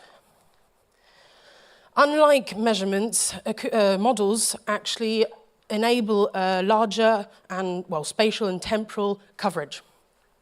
Anyway, if we focus on acoustic propagation models, there's a great number of them that exist in the literature, and they all have their own characteristics. However, the comparison between these models based on accuracy and computational demands has rarely been done. And so that's where, well, my work comes in. So I did a comparative analysis of acoustic propagation models, so with two goals in mind. The first one was to compare measured receive levels with estimated receive levels in two different areas influenced by two different activities. And also, so the second goal was to do a spatial comparison of these models to look at the differences and also their computational efficiency. So to do so, we did acoustic drift measurements, meaning we put a hydrophone in the water, let it drift with the current while measuring the noise in the environment. The data provided noise levels at a 1 kilohertz frequency at 1 second interval for the Bay of Vey, that's there, and a 10-second interval for the Baie de Saint-Brieuc, it's not working. Yes, it is, here.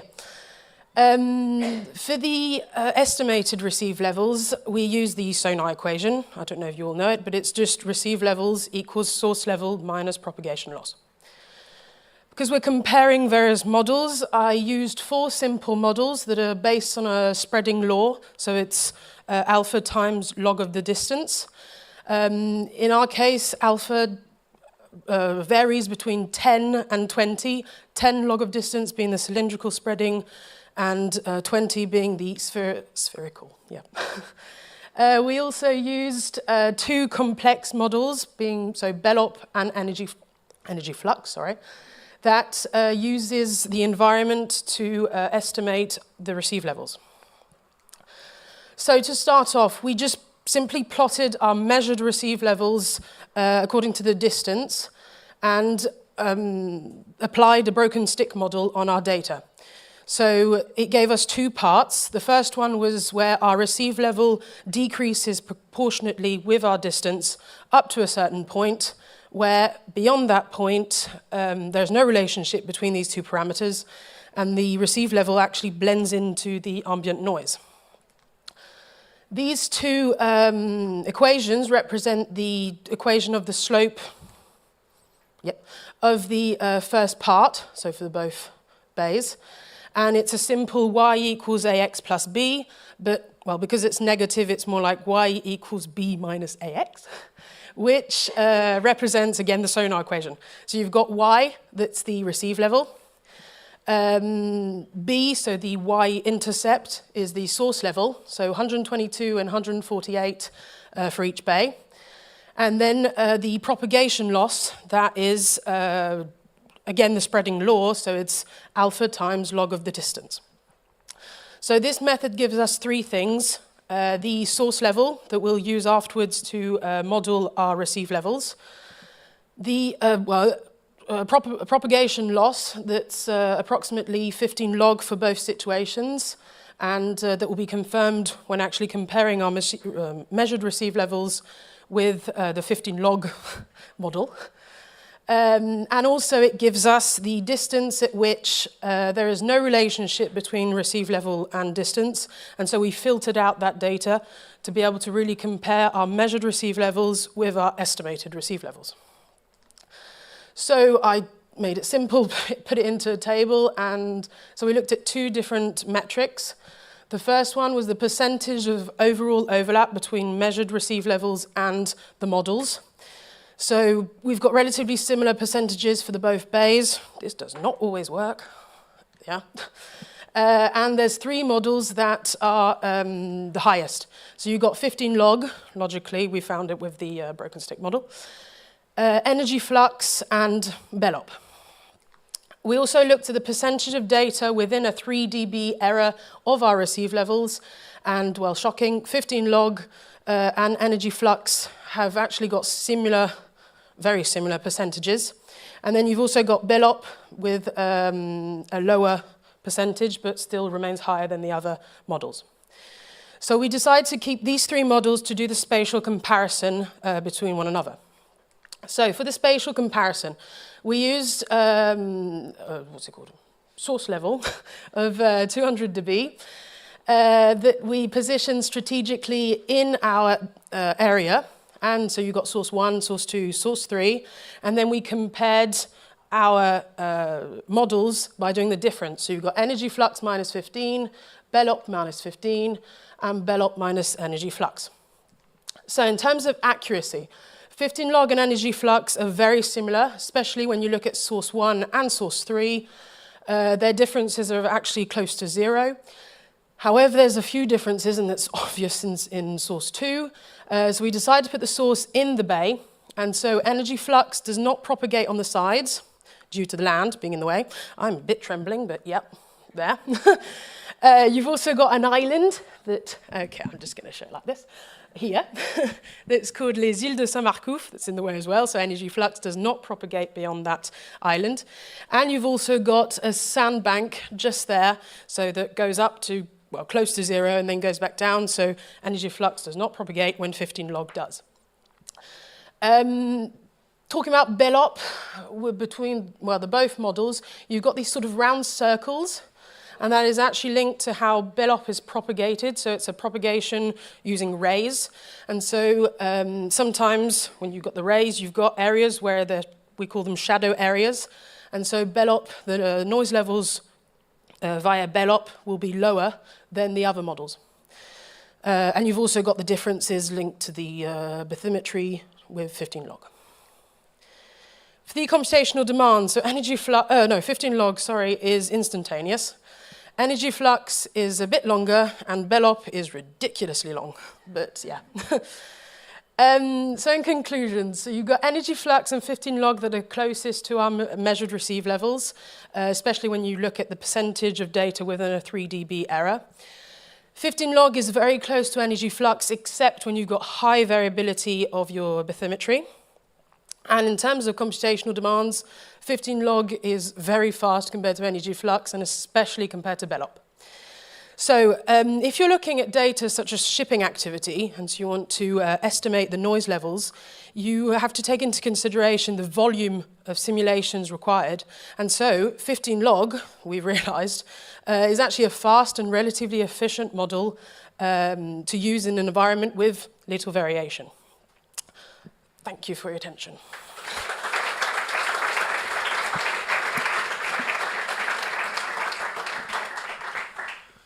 Thank you, Skye. Does anybody have any questions? Yes. Oh, I think you just beaten to the post.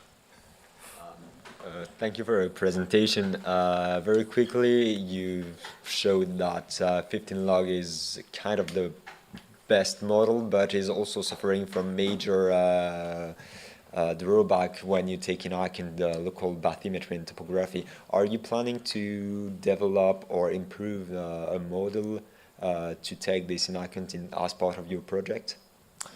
Well, actually, I've realized because, well, for my PhD, I want to, for each dive of a seal, have a noise level, and that means, well, 10 dives per minute to 6 months of data. And so realizing that 15 log works, I'm going to first use that, and then if we've got trends or, well, things that differences of due to the noise, I'll focus more on that data and then use energy flux. But I'm not changing, I won't be adapting the model because, well, it works well, especially that was my study area where it's a bit bigger, but the ships are hardly ever, well, actually, no, they're never in the bay. That was just a simulation to see what would happen. Otherwise, they're most likely you've got the boats, the seals, and then the land. And so 15 log will work great. And luckily, because otherwise... Okay. You're already on it. Yep. Hi, great presentation. Besides bellhop, are the other models also range independent? Well, energy fluxes as well. I wanted to also look at RAM that we want to add. We didn't do it first because in the literature it says that at our frequency, bellhop is meant to work better and RAM doesn't work. But we're still going to look at that. So yeah, it will be energy flux, bellhop, and RAM to see. With bellhop, did you also take into consideration the environmental factors like salinity, temperature, attenuation of the seabed? Yeah, so, well, same as energy flux, they take into consideration all that you just said, plus the bathymetry. So no, they're complex models, they all take it into account, except, well, the 15 logs, the simple ones. You also try parabolic equations? Oh, well, that's the RAM that we'll do afterwards. RAM is, parabolic equation, sorry. Okay, that's quite interesting. I have some experience also with applying these models, and it's curious because I've used bellhop in the past exactly because it was way faster than all the parabolic equation models that yeah. So thanks for the presentation. Thanks. Okay, we have time for a couple more.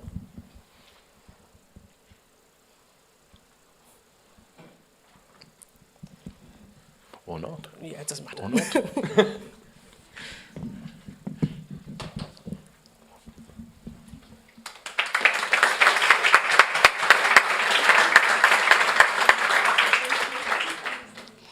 We can now welcome our last talk of the day, Jeanne Legros, who will talk about how does urbanization and interspecific competition impact communication on blue and grey tits.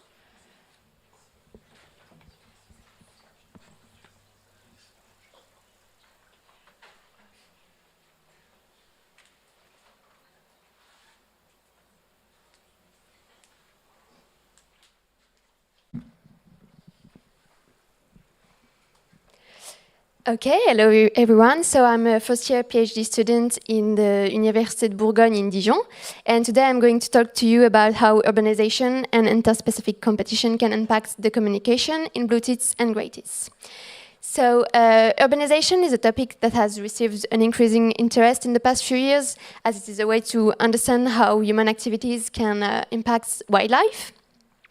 And one of the most important disturbances in cities, especially for us bioacousticians, is the anthropogenic noise.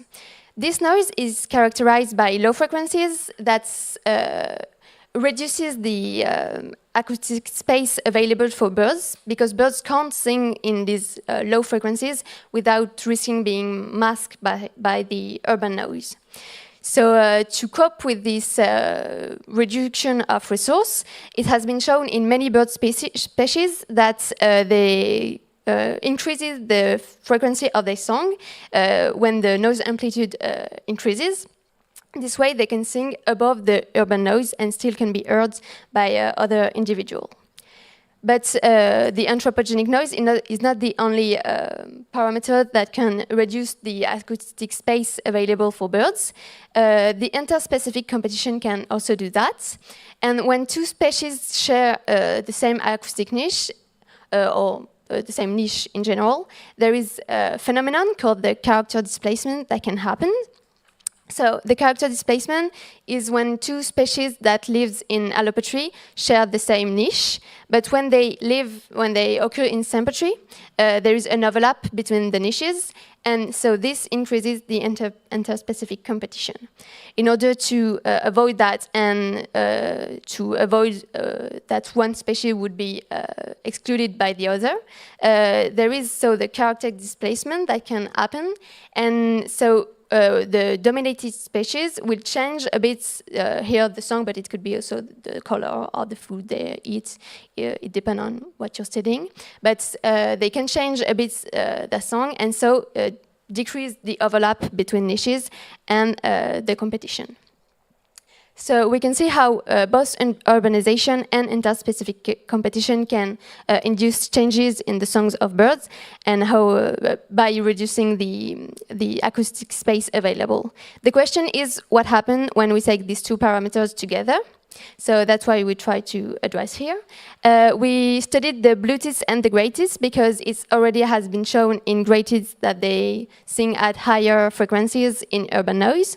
And it also has been shown in blue tits that there is a character displacement, because when they are in allopatry, they sing quite similarly as the grey tits. But when they live in sympatry with grey tits, they add a trill in the song. So it's like a note that is repeated several times rapidly. And they don't show this trill when there is no grey tit around. So to address this question, we've been recording songs since 2022, and we analyzed these songs to characterize the variability between individuals. We characterize this variability on 6 different parameters, 4 parameters of frequency, and 2 parameters of the length of the song, so duration and number of notes. For blue tits, so this is a blue tit song. For blue tits, we separated the analysis between the body of the song, so the 3 notes you can see here, and the trill, because as I just told you, the trill is the element that is added when there is a grey tit, so it's the element that is the most impacted by the interspecific competition. We analyzed 10 songs by individuals, and we recorded songs between 2 cities and 2 forests.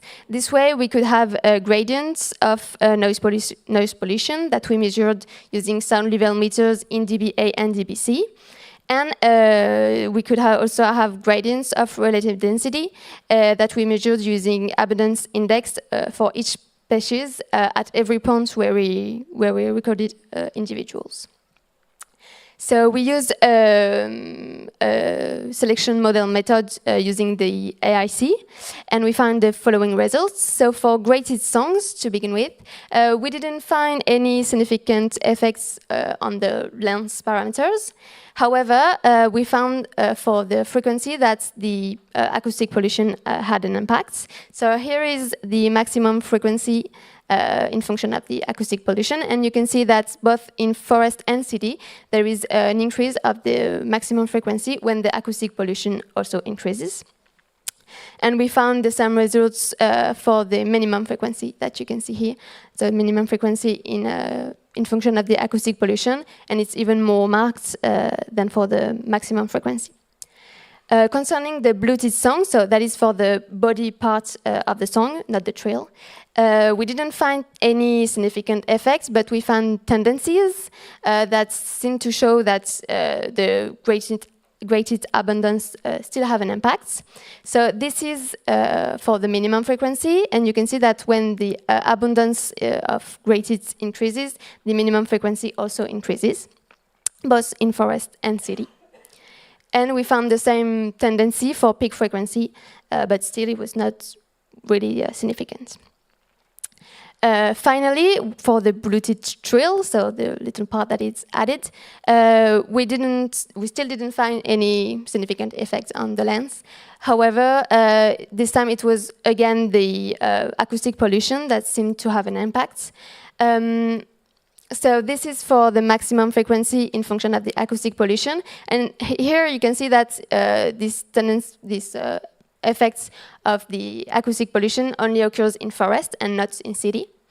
We found the same result for the peak frequency. And for the minimum frequency, this time it was the impact was found in forest and in city, and it was still a decreasing of the minimum frequency when the acoustic pollution increases. So this is a summary of all the results I just presented. So we can see there is absolutely no significant effects on the length of the songs for any species. However, we can see how the anthropologic noise can induce change in the songs of grey tits and blue tits.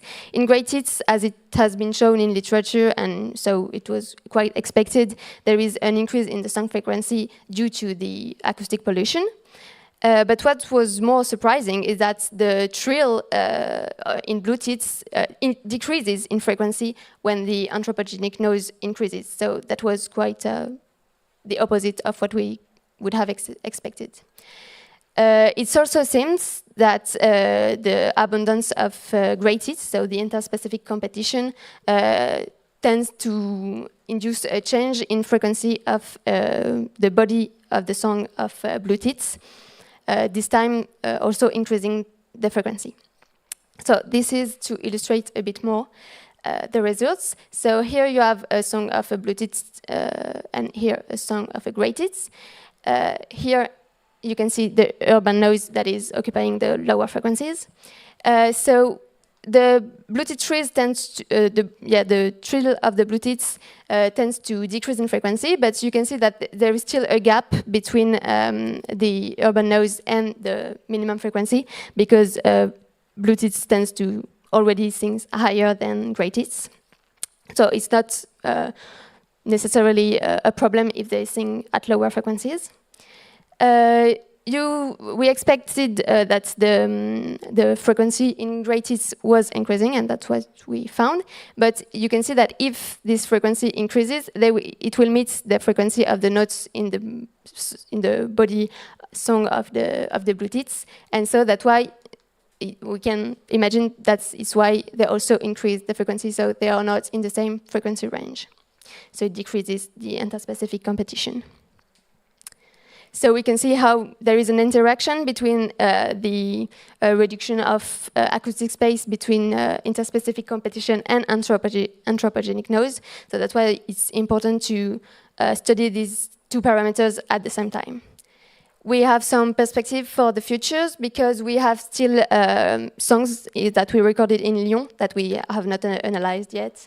But maybe we can see a difference between cities because it's really bigger cities than Dijon or Besançon, so maybe there is a difference.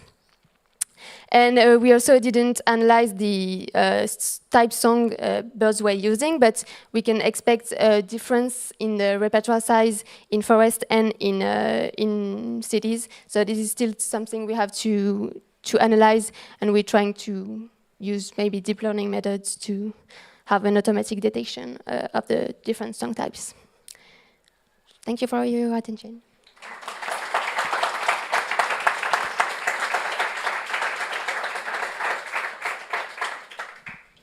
Thank you, Jeanne. Is there any question?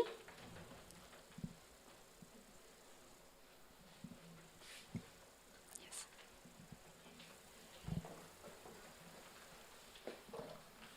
Thank you for your presentation. You talked about looking at the songs and then at the trill, right, for the blue tits. Do you think it would be the same tendencies that you would find if you studied the calls? I think, I don't know, because the calls in tits are really, really similar. Like even like if you walk, sometimes it's hard to say if it's a grey tits or blue tits just by listening to the calls. So I don't know. I really don't know.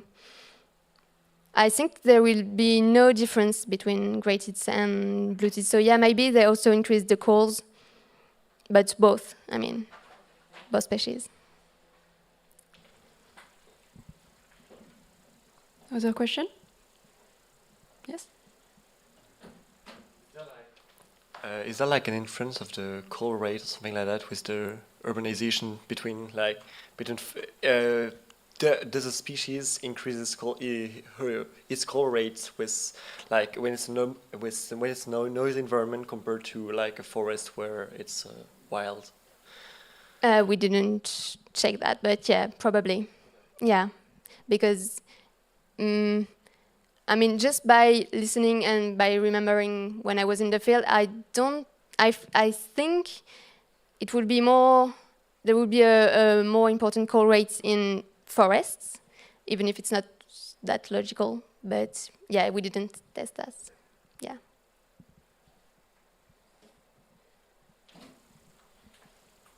Other question?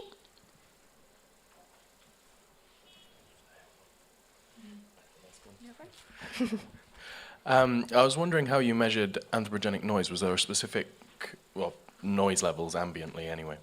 Was there a specific noise band you were looking at, or? No, it was just like some 11 meters, but we try to, for example, in forests, we still call that anthropogenic noise because we were trying to find places near streets or where it was still human-made noises, like people cutting trees, stuff like that.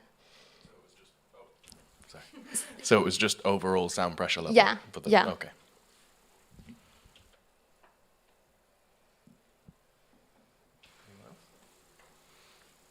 I guess that's all. Okay, I think that's the session. Yeah, thank you very much.